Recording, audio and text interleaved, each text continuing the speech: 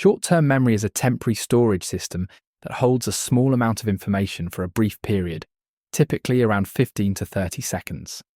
It allows people to keep track of immediate tasks, such as remembering a phone number long enough to dial it or following a set of spoken instructions. Unlike long-term memory, which stores information for extended periods, short-term memory is limited in both capacity and duration. Studies suggest that the average person can hold around 7 items in short-term memory at once, though this number can vary. If the information is not rehearsed or transferred to long-term memory, it is quickly forgotten, making short-term memory an important but fragile part of cognitive function. Now let's look at some examples of short-term memory in action. When someone hears a new name at a party and remembers it just long enough to introduce the person to someone else, they are using short-term memory. Another example is when a person glances at a Wi-Fi password, types it into their device, and then immediately forgets it. Students rely on short-term memory when taking notes in class, holding onto key points while writing them down.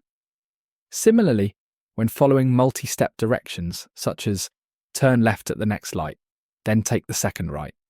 Short-term memory allows a person to retain and use the information momentarily. These examples show that short-term memory is constantly at work in daily life, helping people handle immediate tasks and interactions. Now let's explore ways to improve short-term memory. One effective strategy is chunking, where information is broken into smaller, meaningful groups. For example, remembering a phone number as 5551234567 instead of a long string of digits makes it easier to retain. Another technique is rehearsal, which involves repeating information either aloud or in one's mind to extend its presence in short-term memory. Visualization also strengthens short-term memory by creating mental images that connect new information to familiar concepts. Additionally, getting enough sleep and reducing stress can help improve short-term memory, as both factors play a role in cognitive function. By using these techniques, people can enhance their ability to hold and recall information more effectively.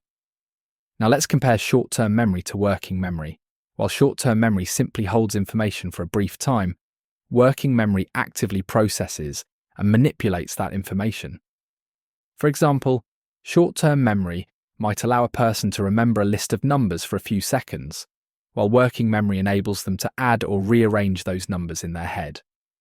Working memory is essential for problem-solving, decision-making, and complex thought, as it helps the brain juggle multiple pieces of information at once. While both types of memory are temporary and have limited capacity, working memory involves more active engagement, making it a critical component of learning and reasoning.